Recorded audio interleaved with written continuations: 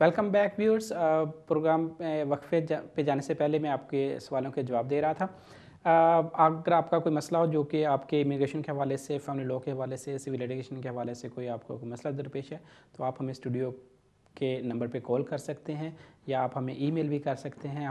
मैं कोशिश करूँगा कि आपके सवालों के जो भी जवाब है इन लाइट के, आपका जो भी क्वेश्चन है उसके जवाब दे सकूँ। जी चलते हैं हमारी नेक्स्ट कॉल की तरफ। हेलो। हेलो, अस्सलाम वालेकुम। जी वालेकुम सलाम। जी, मुझे ये पूछना था कि मैं प्रेग्नेंट हूँ, तो मुझे ना मेरी ना ड्यू डेट जो है वो 29 जन की है। तो मैंने अपनी मम को पाकिस्तान से बुलवाना है, तो उसके लिए मुझे क्या करना है, कौन से डॉक्यूमेंट्स चाहिए होंगे? जी आपने उनको किस विज़िट पे बुलाना है मेरा ख्याल है? अ, पता नहीं, क्योंकि मैं जो यहाँ पे मेरा है ड्यू है ना 29 को, जनवरी को मेरा बेबी, तो मुझे अपनी अम्मी को अपनी टेक केयर के लिए बुलाना है। Okay, thank you very much. Basically आप उनको विज़िट के लिए बुला सकती हैं कि विज़िट का पर्पज़ यही होगा कि अगर जब आपकी ड्यू डेट है तो उसके दौरान में वो आपको लुक आफ्टर कर सके। तो बेहतर आपके लिए जो आपके डॉक्यूमेंटेशन है वो डिपेंड करती है कि आपकी मदर के पर्सनल सर्कमस्टांसेस क्या हैं। अगर उनके पास सफिशेंट फंड्स हैं, वो अकोमोडेशन शो कर सकती हैं, तो उनको आपकी तरफ से सिर्फ एक डिक्लेरेशन जाएगा कि आप यहाँ पे रहती हैं, आप ब्रिटिश नेशनल हैं या जो भी आपका करंट स्टेटस है, और उसके हवाले से अगर आपके पास जो हॉस्पिटल के अपॉइंटमेंट्स लेटर हैं या आपकी ड्यू डेट्स के हवाले से उन्होंने आपको लेटर वगैरह दिए होते हैं, तो वो आप उनको साथ भेज सकती हैं कि ये जिसकी बेस पे वो यहाँ पे आना चाहती हैं। टोटली डिपेंडिंग ऑन कि आपके पर्सनल सर्कमस्टांसेस क्या हैं और आप उनको कितना सपोर्ट करना चाहती हैं। आप जॉब कर रही हैं या आपके हस्बैंड जॉब कर रहे हैं या आपका पार्टनर जॉब कर रहे हैं, तो वो सारी इन्फॉर्मेशन जो है वो आपने उनको भिजवानी है। विज़िट में बेसिकली ये होता है कि आप उनको साबित करें कि आप उनको यहाँ पे फाइनेंशियल सपोर्ट कर सकती हैं, उनके लिए अकोमोडेशन अवेलेबल है, और प्लस ये कि वो यहाँ पे आके वापस जाना चाहती हैं। तो आपको ये जो उनकी इंटेंशन है वापस जाने की, वो भी साबित करनी पड़ेगी कि वहाँ पे उनकी फैमिली है या उनके जो दूसरे बच्चे वहाँ पे मौजूद हैं, तो वो सिर्फ एक ख़ास पर्पज़ के लिए, एक टाइम पीरियड के लिए आ रही हैं और उसके बाद वो वापस चले जाएंगे। तो अगर आप ये इन्फॉर्मेशन उनको देंगे तो होपफुली उनको वीज़ा मिल जाएगा। जी चलते हैं नेक्स्ट कॉल की तरफ। हेलो। अस्सलाम वालेकुम सर। जी वालेकुम सलाम। या मैंने इधर 12 साल से हूँ, तो और हस्बैंड वाइफ दोनों रहते हैं, और बच्ची 7 साल की होगी तब मैंने केस डाला था, तो अभी वो 8 साल की होगी और अभी 10 दिन पहले रिजेक्शन आया है। तो अभी अपील का राइट दिया है, तो क्या करूँ, अपील में जाऊँ या वापस मतलब केस डालूँ FLR फॉर्म भर के? और दूसरी बात जरा आपका नाम बताना, क्योंकि आपकी ऑफिस में आया था और किसी को मिलने का हुआ अपॉइंटमेंट लेके, पर आपको नहीं मिल पाया। आपका नाम मुझे पता नहीं था, इसलिए। ओके, थैंक अगर स्क्रीन पे नाम नज़र नहीं आया तो जुल्फ़िकार अली नाम है मेरा। यू। ओके। उसके आप अगर ऑफिस में आए तो आप कह सकते हैं। पहली बात तो ये है कि आपको डिपेंड करता है कि आपको सर्कमस्टांसेस क्या हैं और आपकी केस की जो रिजेक्शन है।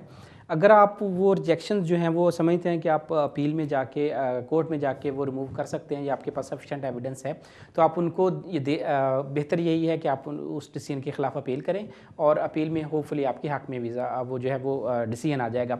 लेकिन अगर आप समझते हैं कि कोई ऐसे ऑब्जेक्शंस लगे हैं जो कि आपने जिसके बारे में आपने एविडेंस नहीं दी थी, या होम ऑफिस के जो ऑब्जेक्शंस हैं वो रीज़नेबल थे और अंडर द गिवन सर्कमस्टांसेस उन्होंने जो भी डिसीजन किया था वो बेहतर था, तो बेहतर यही होगा कि आप एक फ़्रेश एप्लीकेशन करें। और अगर आप फिर भी अगर आपको एक रिफ्यूज़ल आता है तो उसकी बेस पे भी आप राइट ऑफ अपील पे जाते हुए आप अपील कर सकते हैं और फिर आप डिसीजन ले सकते हैं। दोनों ऑप्शन डिपेंड करते हैं कि आपके पास एविडेंस क्या है। अगर आपके पास सफिशेंट एविडेंस है तो आप कोर्ट में भी जा सकते हैं, और अगर आप समझते हैं कि आपने वो सफिशेंट एविडेंस उनको नहीं दी थी तो आप एक फ्रेश एप्लीकेशन भी कर सकते हैं। जी चलते हैं नेक्स्ट कॉल की तरफ। हेलो। हेलो, अस्सलाम वालेकुम। जी वालेकुम सलाम। सवाल है, शायद थोड़ा तफसीली होगा आपके साथ। मैं ये बोलना चाह रही थी कि हमें यहाँ आए हुए 11 साल हुआ और मेरा केस वो लोग 2 दफ़ा रिजेक्ट करे। अभी जब रिजेक्ट करने के बाद में प्रेक्शन प्रोटोकॉल भी हुआ, जुडिशियल रिव्यू में भी वो लोग मेरे को एक्सेप्ट नहीं किए, लेकिन मार्च में है ना मेरे हियरिंग डेट है, वो लोग राइट ऑफ अपील दिए। और उससे पहले मेरी बच्ची है ना नेक्स्ट मंथ में है ना वो 10 साल की होने वाली है। मैं उसके मतलब उसके पासपोर्ट के लिए मैं अप्लाई करूंगी, तो मुझे क्या क्या डॉक्यूमेंट की ज़रूरत रहेगी, और वो होने के बाद में क्या वो लोग कोर्ट में ये वो कर सकते हैं कि चेक कर सकते हैं कि मेरे बच्चे ऑलरेडी मतलब 10 साल के बाद वो मतलब ब्रिटिश है और हमारे केस का अभी तक फैसला नहीं हुआ, तो उस पे वो लोग कंसिडर करेंगे। और जब मुझे बच्ची के लिए अप्लाई करना पड़ेगा तो मुझे क्या क्या चाहिए, उसके बर्थ सर्टिफिकेट के अलावा, उसके रेड बुक के अलावा मुझे क्या क्या बताना पड़ेगा जब काउंसिल में जाके उसको रजिस्ट्रेशन करा रही हूँ तो मैं? Okay, thank you very much. Please, शुक्रिया। पहली बात तो यह है कि अगर जैसे आपका केस है मार्च में है, तो और मार्च से पहले अगर आप बच्चे को ब्रिटिश नेशनलिटी जो उनको दिलवा देते हैं, उनके पास पासपोर्ट आ जाता है, तो आपके लिए ये हेल्पफुल होगा कि आपका बच्चा ब्रिटिश है और उसकी बेस पे आपको वीज़ा जो है वो देना चाहिए और आपका प्राइवेट लाइफ इस्टेब्लिश हो जाता है।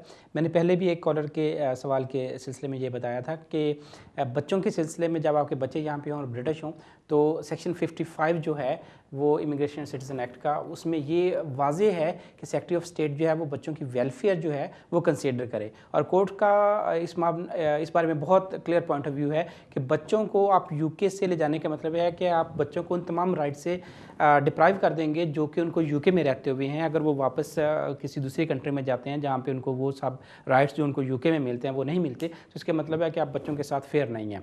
तो वो बच्चों, क्योंकि बच्चे डेफिनेटली पेरेंट्स के साथ रह रहे होते हैं, तो आप ये उनको सेपरेट नहीं कर सकते कि जी बच्चे तो आप ब्रिटिश हैं, इनको यहाँ पे छोड़ दें और खुद आप वापस अपने कंट्री में चले जाएं। तो ये भी कोई रीज़नेबल ऑप्शन नहीं होती, या इसको एक रीज़नेबल एक्सक्यूज़ जो है वो सेक्रेटरी ऑफ स्टेट के पास नहीं होता कि जी हम बच्चों को तो रख लेते हैं और पेरेंट्स को वापस जाने देते हैं। तो ऐसी सिचुएशन जो है वो जजेस के लिए, सोसाइटी के लिए जो है वो एक्सेप्टेबल नहीं है। तो इस सिलसिले में आपके लिए बेहतर ये है कि आप बच्चे को पहले ब्रिटिश अगर पासपोर्ट मिल जाता है तो आपके लिए बहुत हेल्पफुल होगा। जहाँ तक आपके डॉक्यूमेंटेशन का तल्लुक है, तो एप्लीकेशन में जो वाज़े तौर पर लिखा होता है कि आप उनके साथ बर्थ सर्टिफिकेट का, आपके पास 5 ईयर्स पिछले 10 ईयर्स में जो उनकी स्कूलिंग के जो पेपर्स हैं वो आप साथ लगा सकते हैं, जो जीपी के लेटर्स हैं वो साथ लगा सकते हैं, और बाकी जो रेलिवेंट इन्फॉर्मेशन है आपने ये इस्टेब्लिश करना है कि बच्चा यहाँ पे पैदा हुआ है और 10 ईयर्स से यहीं पे है, तो आप वो सारे डॉक्यूमेंट्स जो है वो आपने एप्लीकेशन के साथ लगाने हैं।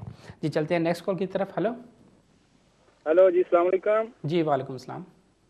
जी मैं बर्मिंघम से बोल रहा हूँ। मैंने एक सवाल पूछना था आपसे जी कि मेरा बच्चा है 7 साल का और उसको लर्निंग डिफिकल्टीज हैं। मैंने उसकी 7 ईयर की बेस पे की है एप्लीकेशन 1 दिसंबर को। ठीक है, और मुझे काइंडली ये बता दें कि एक तो एक्नॉलेजमेंट कितनी देर बाद आती है उसकी, और दूसरा जो है मेरे कितने चांसेस हैं केस को विन करने के। बच्चा जो है ना वो 7 साल का हो गया है और उसको लर्निंग डिफिकल्टीज है और वो स्पेशल स्कूल में जाता है। Okay, thank you very much.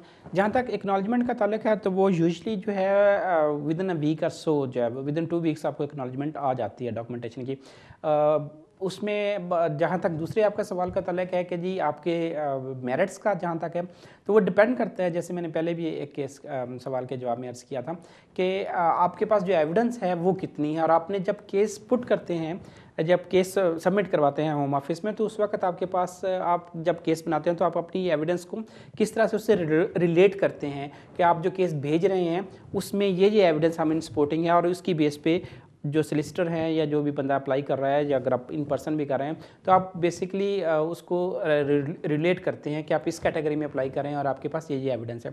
तो बेहतर तो, क्योंकि आप हमारे पास आपकी एविडेंस नहीं है, तो इसके बिना पर मेरिट पे तो मैं आपको नहीं बता सकता कि उसका आउटकम जो है वो क्या होगा, लेकिन उसकी बेस पे आपको एक फेवरेबल जो है वो सेक्रेटरी ऑफ स्टेट जो है वो एक कंडीशन दे सकता है कि हाँ इनके बच्चों को इसकी चीज़ की ज़रूरत है, तो उसकी बेस पे आपको एक फेवरेबल डिसीजन तो आएगा। लेकिन नॉट नेसेसरली कि बच्चे को ये प्रॉब्लम है तो उसकी वजह से डेफिनेटली जो सेक्रेटरी ऑफ स्टेट है या होम ऑफिस जो है वो आपको वीज़ा दे देगा।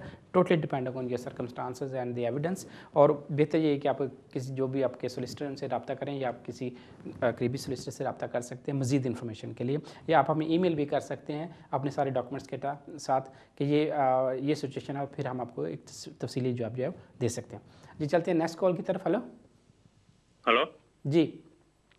हेलो, हाँ जी, मुझे मैंने इधर मेरी बीवी इंडेफिनेट लीव पे रह रही है और मैंने अप्लाई किया था, तो मुझे 3+3 ईयर मतलब 6 ईयर्स की डिस्क्रिशनरी लीव मिली है। जब मैंने दूसरी बार अप्लाई किया 3 ईयर्स के लिए, तो उन लोगों ने 1 साल तक मेरा पासपोर्ट उधर रखा। तो मुझे अब इंडेफिनेट लीव के लिए 7 साल तक वेट करना पड़ेगा, या मतलब 6 साल के बाद मैं तुरंत मैं अप्लाई कर सकता हूँ? और दूसरा सवाल मेरा ये है कि मेरी वाइफ को हार्ट अटैक आया है, तो वो अब नेक्स्ट ईयर वो इंडिया जाने के लिए सोच रही है, तो मुझे इंडेफिनेट स्टैम्प के लिए मैं अप्लाई करूंगा तो उनका इधर रहना ज़रूरी है? वो मुझे पूछना है। ओके, जहाँ तक आपके पहले सवाल का ताल्लुक है उसमें यह है कि जैसे आपके 6 इयर्स मुकम्मल होते हैं तो उसके बाद आप इंडेफिनेट की अप्लाई कर सकते हैं, क्योंकि आपकी जो लीव थी वो कंटिन्यूड थी। अगर होम ऑफिस ने किसी वजह से जैसे 1 ईयर का डिले किया तो इसमें आपका तो कोई फॉल्ट नहीं। इस तरह तो होम ऑफिस हर एप्लीकेशन को डिले करके लोगों को डिले करवाने पर मजबूर कर सकता है, लेकिन जैसे ही तो ये कोई अच्छी ऑप्शन नहीं होती होम ऑफिस के लिए, ये उनका फॉल्ट है, आपका कोई इसमें कसूर नहीं। आपने ऑन टाइम एप्लीकेशन की थी और उसकी बेस पे आपको वीज़ा भी अलाउड हो गया, तो आप 6 इयर्स के बाद आप इंडेफिनेट के लिए अप्लाई कर सकते हैं। जब आप इंडेफिनेट के लिए अप्लाई करें तो बेहतर तो यही है कि आपकी वाइफ जो है वो यूके में हो, क्योंकि आप इंडेफिनेट की जो कैटेगरी है उसमें अप्लाई करेंगे the person present and settled in the UK. अगर वो प्रेजेंट नहीं है उस वक्त तो भी आपकी एप्लीकेशन के रिफ्यूज़ होने के बहुत ज़्यादा चांसेस हैं कि आपका जो स्पाउस है वो यूके में नहीं है और वो यहाँ से फॉर एग्जांपल इवन या तो आप उनकी कोई रीज़न दें, लॉजिक दें कि वो इस शॉर्ट पीरियड के लिए गए हैं और उनकी जो है इंटेंशन जो है वो वापस आने की है, तो उसकी बेस पे आपको प्रॉब्लम नहीं होगी। लेकिन अगर आप इंटेंशन उनको साबित नहीं करते और ये साबित होता है कि at the time of the application वो यहाँ पे प्रेजेंट नहीं है, तो आपके लिए प्रॉब्लम हो सकती है। जी चलते हैं नेक्स्ट कॉल की तरफ। हेलो हेलो जी चलते हैं नेक्स्ट कॉल की तरफ। हेलो अस्सलाम वालेकुम। जी वालेकुम सलाम। अच्छा, मैं यहाँ पे आया था जी टायर 1 वीजे पे 2009 में, और मैं पहले महीने में ही ट्रैवल कर लिया था। अच्छा, उसके बाद अब ये जो मेरा अगले साल 5 साल पूरे हो जाने हैं, तो मुझे ये पूछा, ये जो 180 डेज कॉन्टिन्यूस 5 साल कॉन्टिन्यूस स्टे का जो इसमें नई शर्त आई है, उसमें किसी एक साल में 180 डेज से ज्यादा बाहर नहीं जा सकते या क्या है वो सिस्टम? ये थोड़ा सा एक्सप्लेन कर देंगे प्लीज।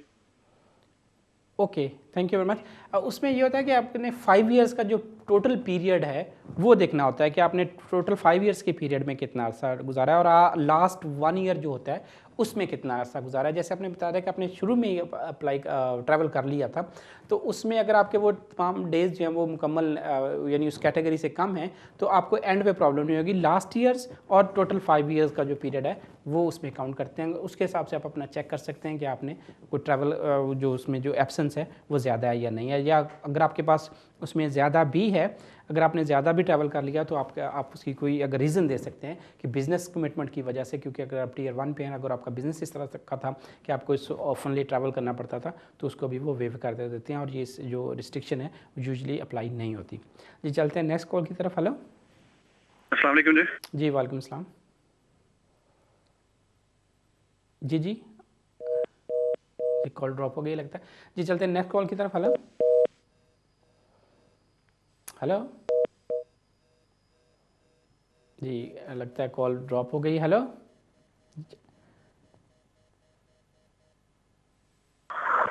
ओके ओके करवाएं। हेलो जी आपकी कॉल मिल गई है।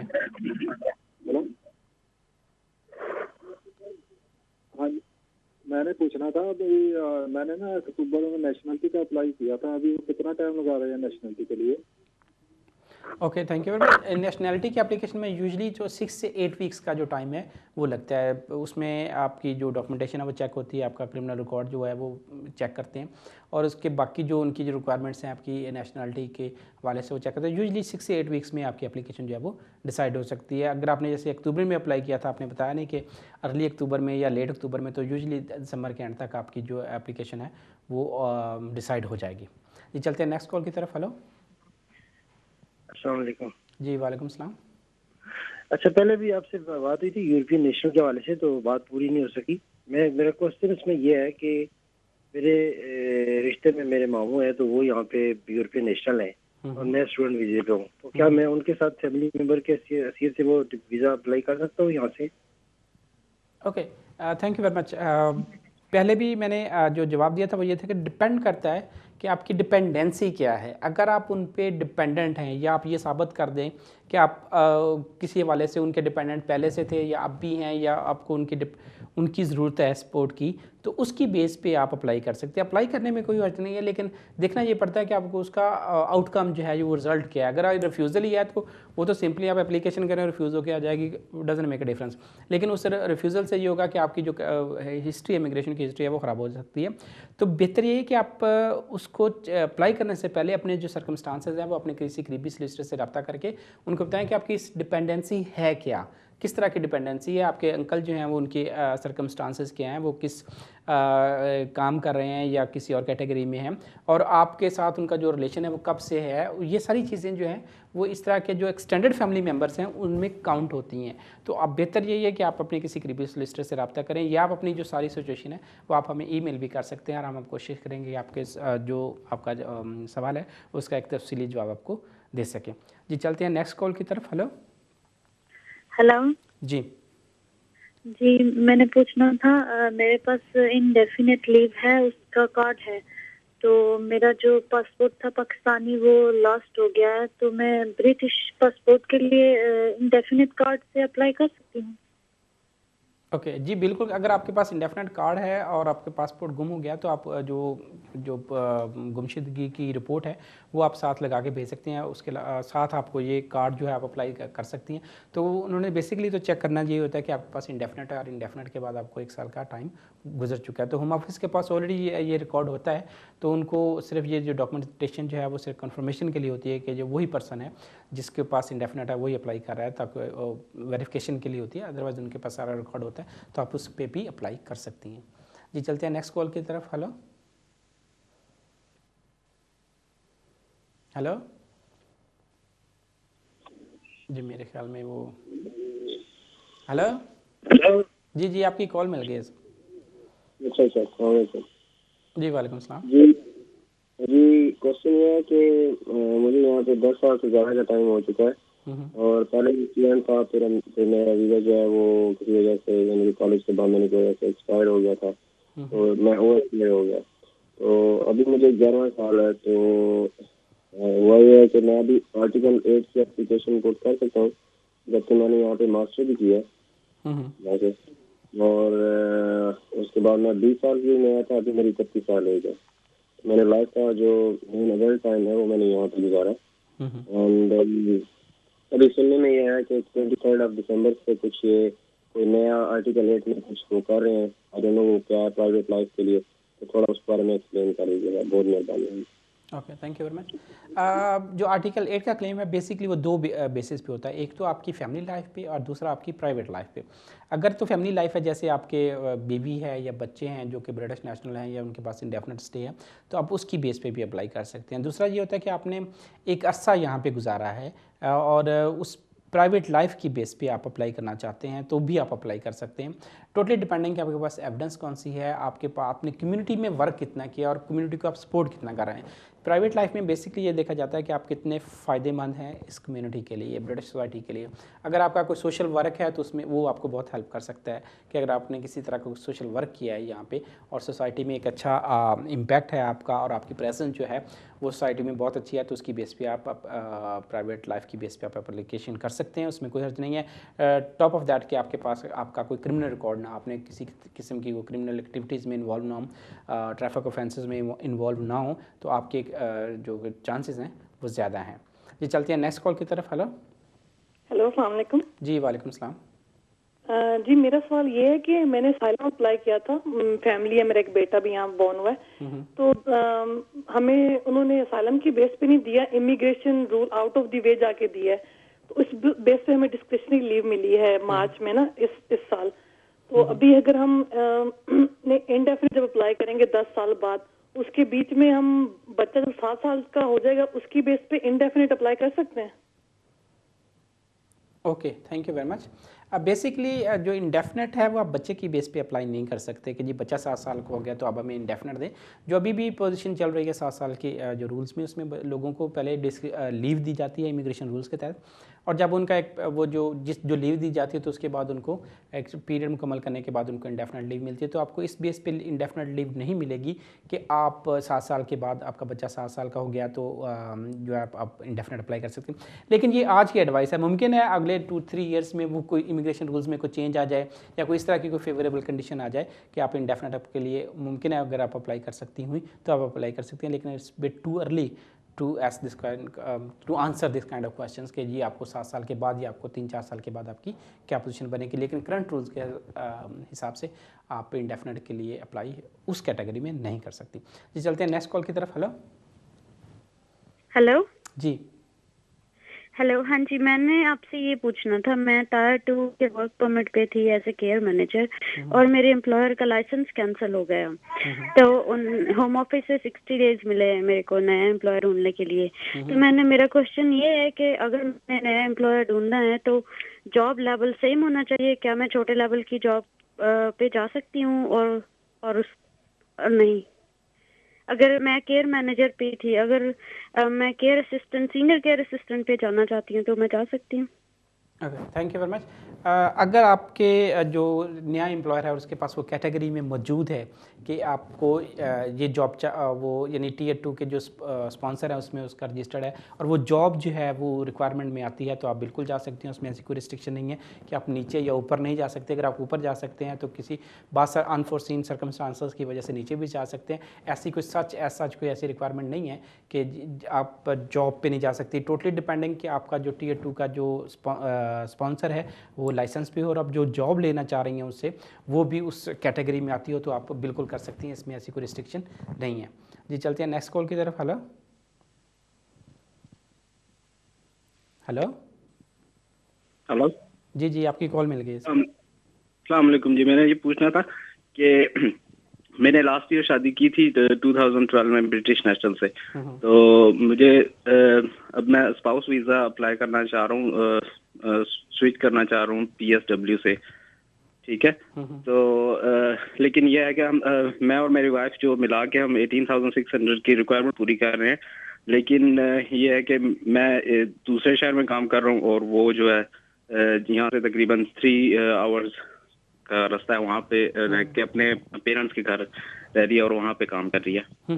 तो हमें जो प्रूफ ऑफ एड्रेसेस है अभी हमारा DVLA और जो मेरे बैंक स्टेटमेंट है वो एक ही एड्रेस पे रजिस्टर है, लेकिन काम जो है हम दोनों डिफरेंट जगह कर रहे हैं जी। तो ये प्रॉब्लम तो नहीं होगी हमें? Okay, thank you very much. काम के हवाले से मेरा नहीं ख्याल कि आपको कोई प्रॉब्लम वीज़े पे इसका कोई असर पड़ेगा कि आप एक डिफरेंट जगह पे काम कर रहे हैं और वो डिफरेंट जगह पे काम कर रही हैं, अंडल कि आप ये साबित कर दें कि आपका एक जेन्युइन सबसिस्टिंग रिलेशनशिप है, आप जेन्युइनली मैरिड हैं और आपका वाइफ के साथ जैसे आप वीकेंड पे घर जाते हैं या वो आपसे मिलने आ जाती हैं या आपको जब छुट्टी होती है तो आप टाइम उनके साथ गुजारते हैं। तो अगर आपके पास ये जेन्युइन सबसिस्टिंग रिलेशनशिप की एविडेंस मौजूद है तो उसकी बेस पे आपका वर्क करना जो डिफरेंट प्लेसेस पे वो मैटर नहीं करता। लोग जेन्युइन रिलेशनशिप में दूसरे कंट्रीज़ में भी जाते हैं, वहाँ पे जॉब भी करते हैं, तो ये एक वेरी कॉमन सी सिचुएशन है। रिलेशनशिप जो होते हैं वो कहीं दूसरी जगह काम करने से नहीं बनते या टूटते, उनका वो डिपेंड करता है कि आपके सर्कमस्टांसेस क्या हैं। लेकिन क्योंकि इमिग्रेशन के कैटेगरी के हवाले से आपको ये सेटिस्फाई करना पड़ता है कि आप एक जेन्युइन सबसिस्टिंग रिलेशनशिप में हैं, तो अगर आप वो साबित कर दें तो आपकी जो जॉब की डिस्टेंस है, जो डिफरेंट वर्क प्लेसेस हैं, वो मेरा नहीं ख्याल कि वो उसकी बेस पे वो सिर्फ वीज़ा रिफ्यूज़ करेंगे जी। चलते हैं नेक्स्ट कॉल की तरफ। हेलो हेलो जी भाई, आपने पहले भी मुझे होल्ड पे करवा के कोई और किसी को कॉल दे दी, प्लीज मेरी बात करवा जी दी। जी जी, आप बोले, आपकी कॉल मिल गई है। थैंक यू जी जी, आप बात करवाएं। हेलो जी जी हेलो, अस्सलाम वालेकुम जी। जी वालेकुम सलाम। भाई मैं अपनी एक फ्रेंड के बेटे के हवाले से पूछना चाह रही हूँ कि उन्होंने पाकिस्तान में लड़के की शादी की और वो उस लड़की को स्पॉन्सर भी किया, उस लड़की को वीजा मिल गया और वो इधर आ भी गई। लेकिन उसकी खालाओं ने उस लड़की को ऐसी मतलब I don't know what happen but main thing is she didn't come in husband house. Okay. वो बिल्कुल मतलब अपने हस्बैंड के घर में नहीं आई, उसके साथ एक दिन भी नहीं उसने गुजारा और इस बात को 6 महीने गुजर गए और उसकी खालाओं ने पता नहीं क्या गेम की है कि उसको ना डोमेस्टिक वायलेंस के तहत जो है वो पुलिस कस्टडी में भेज दिया और उसका असाइलम अप्लाई कर दिया और उसको वो जो कार्ड देते हैं वो भी मिल गया है। तो मैं ये जानना चाह रही हूँ कि हाउ इज पॉसिबल, जबकि वो रही नहीं अपने हस्बैंड के घर में एक दिन भी, तो कैसे ये पॉसिबल है कि विदाउट एनी तशवीश जो है वो लोग कैसे उसको कार्ड इशू कर सकते हैं या हो सकता है ये possible? Okay, thank you very much. आपका सवाल काफ़ी इन डिटेल है। टोटली डिपेंडिंग है कि जब उन्होंने अप्लाई किया होगा तो उसमें क्या कंडीशन होगी या उनका जो वीज़ा है उन्होंने डोमेस्टिक वायलेंस का, तो उसमें क्या एविडेंस डाली होगी। डेफिनेटली सेक्रेटरी ऑफ स्टेट ने वो सारे सर्कमस्टांसेस जो कंसिडर किए होंगे, एविडेंस कंसिडर की होगी और उसकी बेस पे उनको जो वो कार्ड वगैरह इशू किया होगा। लेकिन जैसे आपने बताया कि कार्ड का इशू होना इटसेल्फ डज नॉट मीन कि उनको वो वीज़ा भी मिल जाएगा या उनका जो क्लेम है वो भी एंटरटेन हो जाएगा। दूसरी आपके पास एक ऑप्शन हो सकती है कि आप अगर वो आप जैसे आपने बताया कि वो कभी उनके साथ रही भी नहीं है, अगर आप अपना यूजुअली जो डोमेस्टिक वायलेंस के और असाइलम के केसेस होते हैं उसमें जो सेक्रेटरी ऑफ स्टेट है वो दूसरी साइड की इन्फॉर्मेशन वो कंसिडर नहीं करते या उनसे नहीं रिक्वायरमेंट नहीं होती कि वो हस्बैंड को पूछे कि जी आपने ये किया है कि नहीं किया। वो जो उनको एविडेंस जो विक्टिम होता है उसकी तरफ से जो एविडेंस प्रोवाइड की जाती है उसी की बेस पे वो डिसाइड करते हैं कि ये जेन्युइन केस है कि नहीं है। तो उसकी बेस पे, लेकिन इसके बावजूद अगर आप ये समझते हैं कि सेक्रेटरी ऑफ स्टेट कहीं पे उसको मिसलीड किया जा रहा है, उसको गलत इन्फॉर्मेशन दी जा रही है, तो आप होम ऑफिस की वेबसाइट पे जाके आप उनको ईमेल भी कर सकते हैं, उनका एड्रेस वहाँ पे मौजूद है, आप उनको बाय पोस्ट भी जो अपनी सबमिशन कर सकते हैं, उनको हालात से इन्फॉर्म कर सकते हैं और वो इन चीज़ों को कंसिडर करते हैं। तो बेहतर ये है कि आप अपने किसी करीबी सॉलिसिटर से रब्ता कर सकते हैं, जो होम ऑफिस की जो वेबसाइट है उस पर रब्ता कर सकते हैं, फ़ोन नंबर मौजूद है, आप उनको इन्फॉर्मेशन दे सकते हैं सारे केस के बारे में और वो इन तमाम चीज़ों को कंसिडर करते हैं। जी नाज़रीन, इसके साथ ही हमारे आज के वक्त का प्रोग्राम का जो वक्त है वो ख़त्म हो जाता है। अगर किसी के सवाल का कोई जवाब ना मिल सका तो आप हमें ईमेल भी कर सकते हैं या हमारा ईमेल जो है वो आपको स्क्रीन पे नज़र आ रहा होगा, आप इस पे हमें ईमेल कर सकते हैं। इसके अलावा नेक्स्ट प्रोग्राम तक के लिए मुझे इजाज़त दीजिए। अल्लाह हाफ़िज़।